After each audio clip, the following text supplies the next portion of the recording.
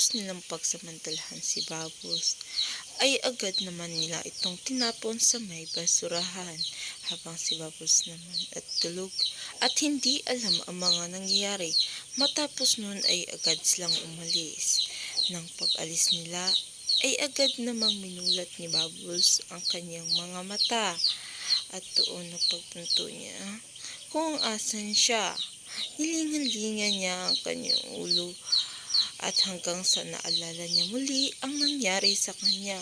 Napaiyak na lamang ito dahil sa nangyari.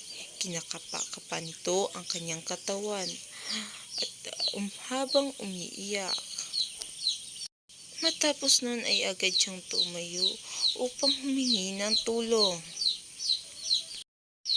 Sa kabilang banda naman ay nag-aalala na ang pamilya ni Bubbles dahil hanggang ngayon hindi pa rin ito umuwi at hanggang sa dumating si Tanggol at sinabi na nilibot niya na ang buong Quiapo ngunit wala si Bubbles hanggang may nakita silang figura ni Bubbles at doon ay agad nila itong pinuntahan.